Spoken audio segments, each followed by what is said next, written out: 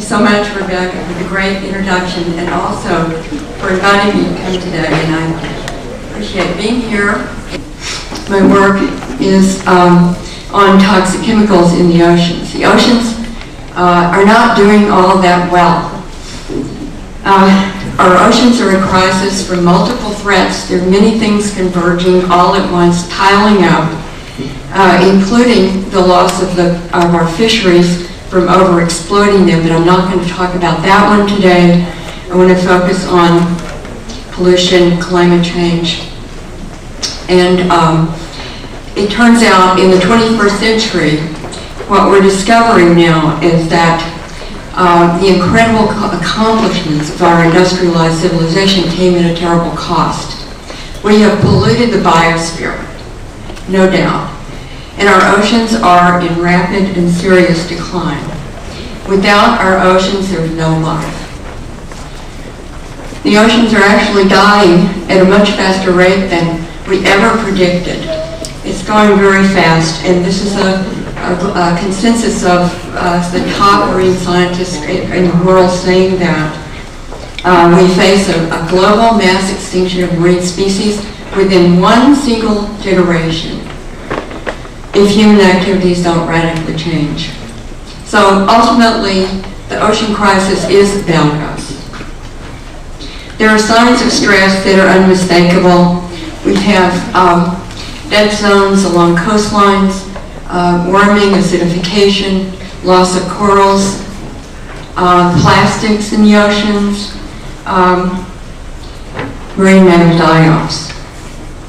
We'll talk about some of those. There are more than 500 dead zones along coastlines worldwide now.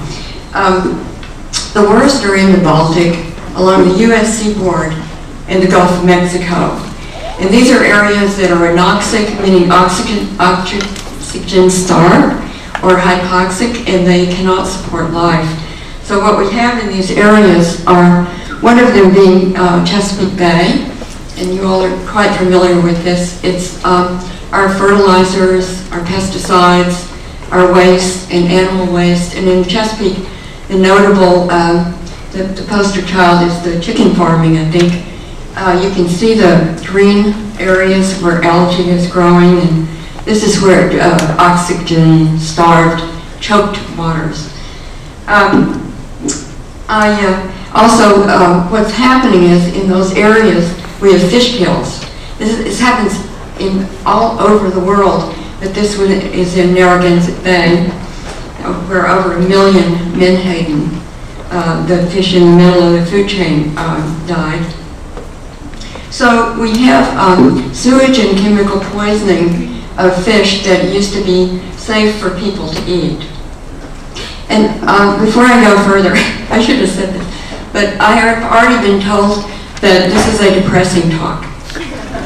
And I want to apologize. I've tried to put some hope at the end, but first, the depression. Okay. Our oceans are becoming warmer with the rise of CO2, carbon dioxide, in the atmosphere. We've put about 500 billion metric tons of carbon dioxide into the oceans since the beginning of the Industrial Revolution. And with this warming, we have cataclysmic trends. We have the warming, melting of the sea ice in the poles. We have rising sea levels. And for certain species like the polar bear, it is the end game now. We're looking at probably the end of polar bears by possibly 2050. And this is because the animals are starved and they're polluted. The oceans are getting more acid. They're 30% more acid than they were 200 years ago. And in acid oceans, species that have calcium building shells like shellfish, and this is the pteropod, and corals dissolve. We've lost so much of our corals worldwide. Corals are home to 25% of all marine species. So the loss of corals is a major, major disaster for feeding our exploding population of people on the earth. There's tons of plastic garbage in our seas. This is showing the Pacific gyre of garbage. There are other gyres. There's maybe 4 large ones that have been identified, and these are the size of small continents. This one on the Pacific coast is twice the size of Texas. And the currents are slower inside the gyre, so floating rubbish gets into it and can't get out, basically. It's estimated that there's 46,000 pieces of plastic per square mile of the ocean now. That's an IUCN estimate. And the problem is that these plastics break down to tiny little pieces and release toxic chemicals as they do so. So it's a source of toxic chemicals in the oceans. It's also, the plastics strangle marine mammals, killing hundreds of thousands of animals and seabirds every year. For me, it started in 1988 with this big European die-off of harbor seals, where 20,000 harbor seals suddenly died, and bodies were all over the beaches. Marine mammals are the most polluted animals on the face of the earth, and when their bodies wash up on our beaches, they're so full of toxic chemicals like PCBs, DDT, that they're labeled as hazardous waste. They literally have to be removed following EPA guidelines. We're watching trends. It's important to see how these changes are occurring. We're looking at old and new chemicals that are getting into marine animals and our food. We're watching the sentinel species that are at the top of the food web. We're looking at this horrifying view of the marine pollutant called oil. And we also are looking at shipwrecks and shipping pollution in general. And that's only some of the things we're tracking. But we routinely find hundreds of toxic compounds in all tissues of marine wildlife and people on the earth today. These are the old ones, the legacy ones we call them because they're still around. PCBs and DDT were banned 40 years ago, but they're still high levels in tissue. Now we have the problem of the new contaminants that we're using in our everyday life. And the flame retardants are the polybrominated diphenyl ethers, I'm going to call them PBDEs, in everything, in our mattresses, in all the foam furniture, in computers, in hard plastics, everything in our homes and offices. We also have this other class of halogenated compounds to worry about, the perfluorinated chemicals, or PFCs, and they are found in fast food wrappers, your Scotch-guarded sofa, your non-stick pans. They're even found in Gore-Tex fabric. All these chemicals are reaching the sea, and our institute did a study in 2009 showing that these PBDEs are increasing rapidly in all forms of marine life and in people. Between 1970 and 2005, the levels are doubling about every 2 to 5 years, which is frightening. And these compounds cause very similar toxic effects as PCBs and DDTs. The PBDEs have contaminated every coastline in the United States.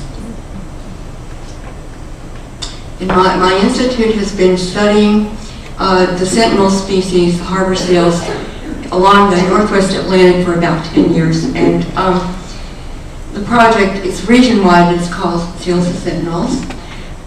They're at the top of the food chain like we are. We are very alike physiologically, biologically. We're mammals. We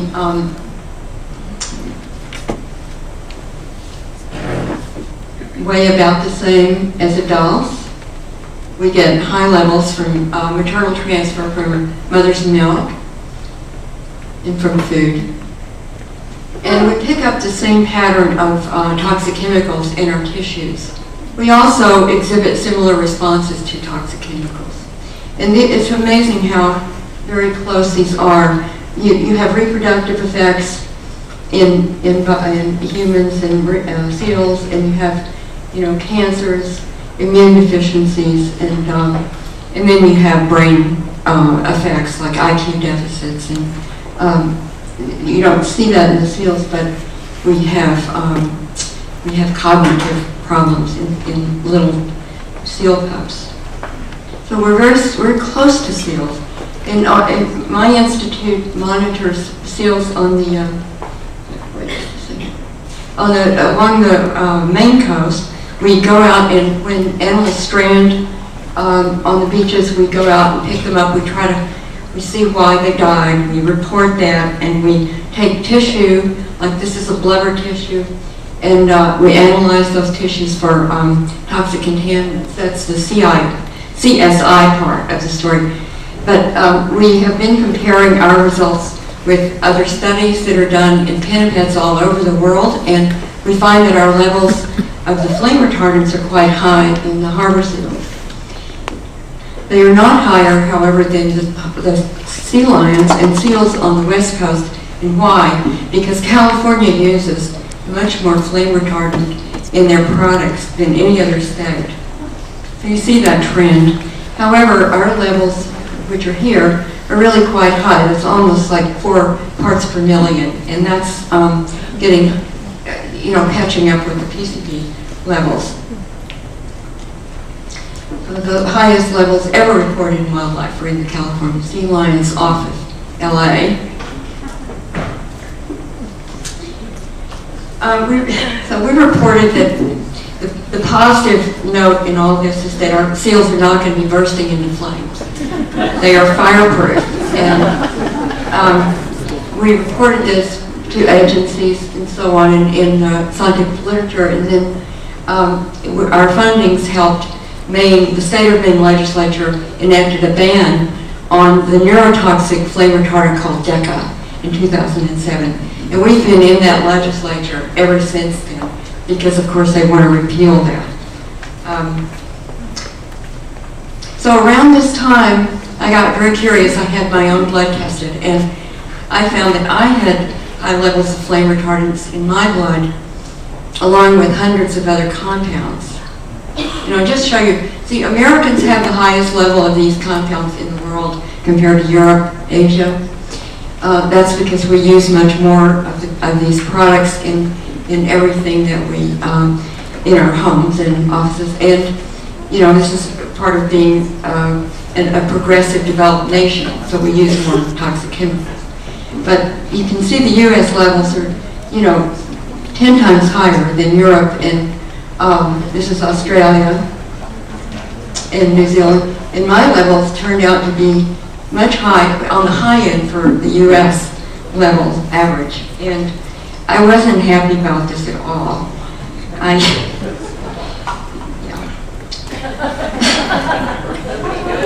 I was almost sorry that I did this test. On April 20th, you remember, the Deepwater Horizon oil rig exploded in the Gulf of Mexico.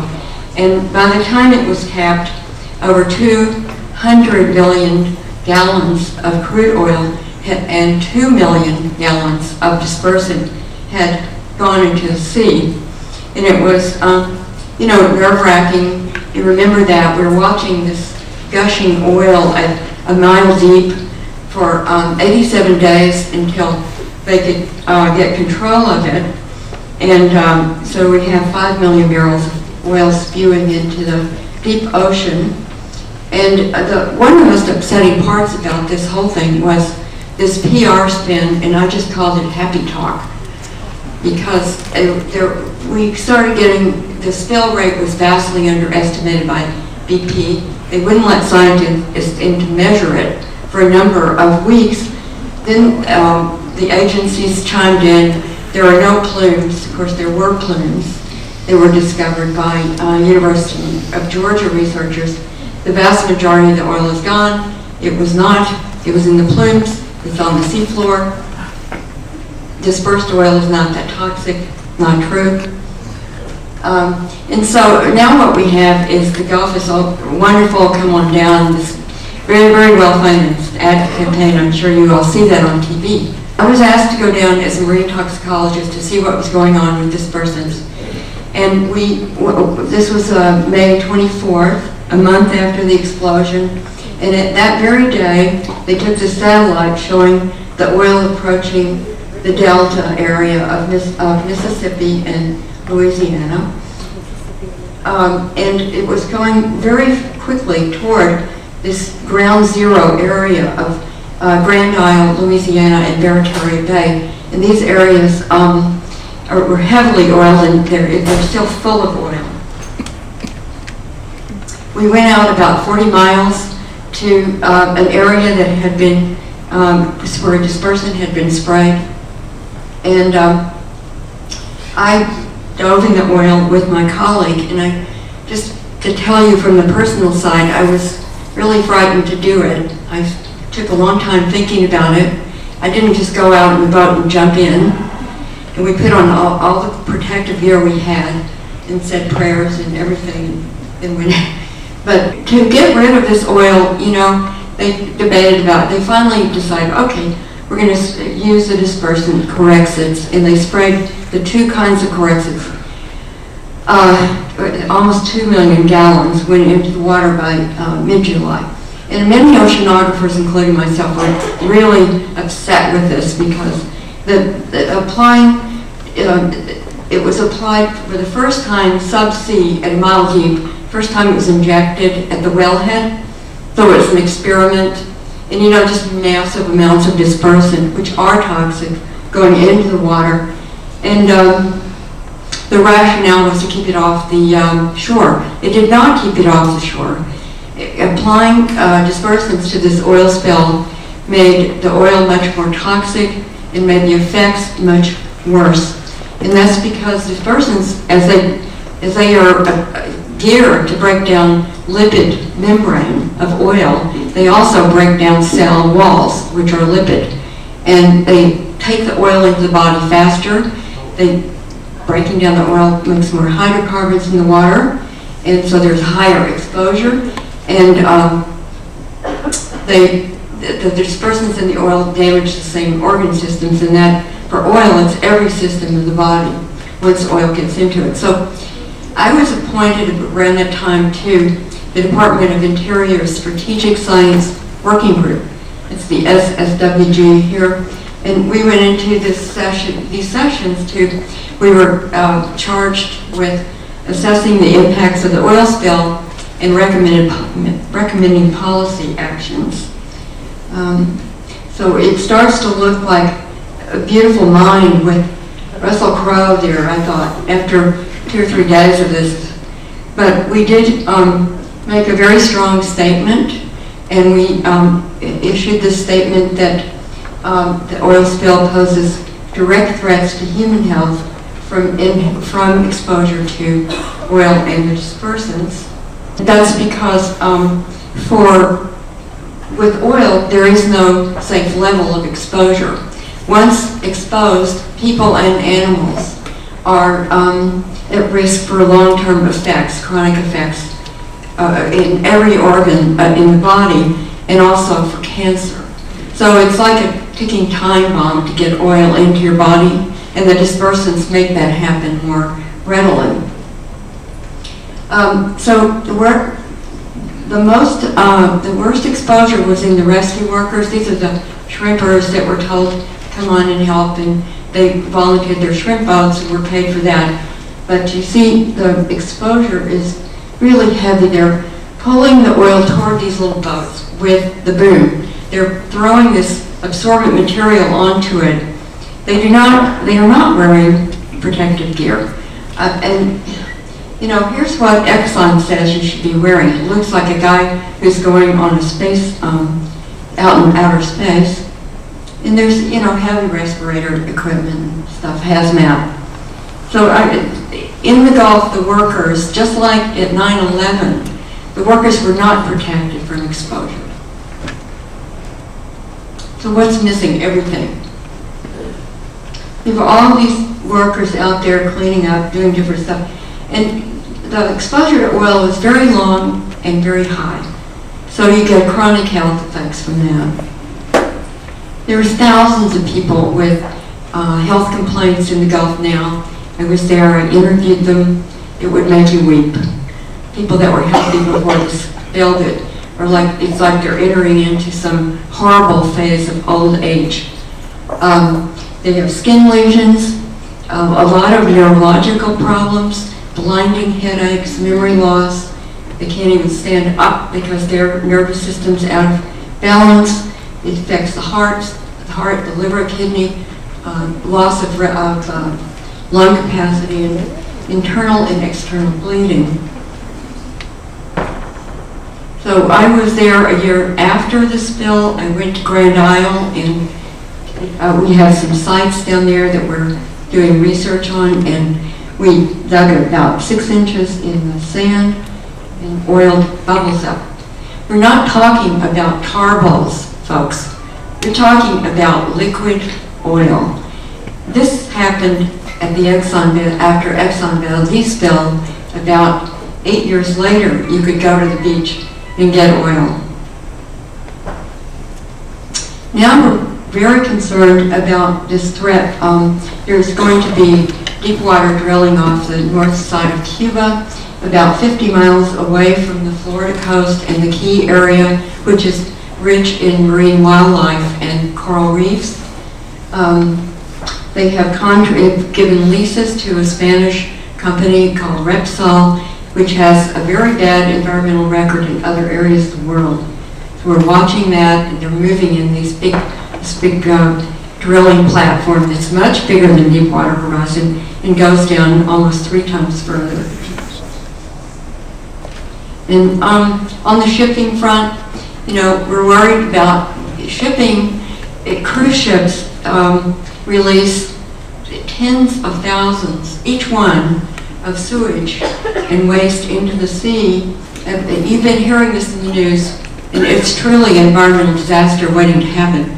The Costa Concordia of Tuscany, this almost 1,000-foot vessel, 3 times the size of the Titanic, carrying 2,200 tons of oil, now is leaning over. It's like shifting off this rock. It's, you know,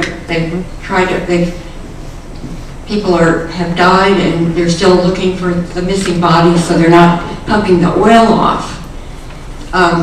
And it remains to be seen what's going to happen. The amount of toxic material going into the ocean from an event like this is unimaginable. In October, there was another wreck. This is a container ship, and it was off the coast of New Zealand. They were carrying 1,800 tons of oil, and they hit a reef. And the ship starts to be pulled apart, and these big tanks full of oil start to spill out. What happened with this was there were storm surges, but they were able to get the almost all of that oil off, but 300 tons did reach the shore. They sprayed dispersant. Another bad idea. It didn't work. You can see the oil was coming there in thick floods, and it killed many, hundreds of seabirds, penguins. This is a little blue penguin there, and seals. And it's right. It was right north of the Bay of Plenty, which is again a very environmentally sensitive area. This is a dead fur seal. And once again, these events come back to us. Humans were exposed, and even though they were warned, people would not stop eating shellfish and harvesting shellfish in these oiled areas. So that is the end of the deep depressive part. I want to say that our generation is facing a tremendous challenge, and saving the seas is not a political issue, it's a survival issue for the planet. It's all about human health. Ocean health is human health. We're running out of time. There are wonderful things that are starting to happen, and things that we can all do, and it's going to take all of us. We have created this crisis, and we can solve it. some of the things that we can do as consumers, we can reduce our use of plastics. We can buy products, furniture, and so forth, televisions, mattresses, without toxic flame retardants in them. As an informed consumer, you can conserve energy. We need for people, our financial people, to invest in renewable energy, and that's starting to happen. And it actually started after the Deepwater Horizon Gulf oil spill. Some signs, you can vote with the environment in mind, with the ocean environment in mind. I think architects and artists are important. They can help design alternatives to toxic products and toxic homes. We have architects designing non-toxic, sustainable whole communities that are green. Scientists can help by speaking publicly in ways that the public can understand, I must add, and by connecting the dots between ocean pollution and health problems, because we see this all the time. We do know what's going on. We know that. Companies can help by controlling pollution, greening their industries. Shipping, greening of shipping has actually occurred off the coast of California in the port of Los Angeles.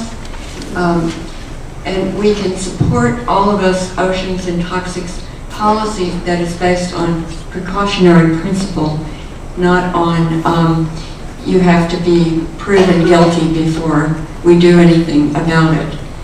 As I said, sort of, saving the oceans is going to take all of us, and I hope you all will get involved. Thank you for having me.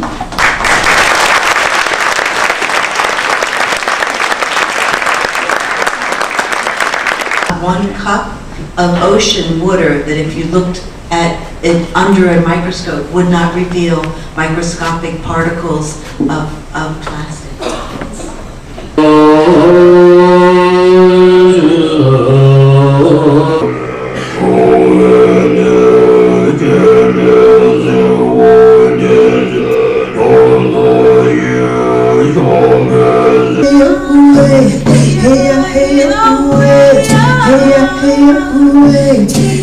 Hey,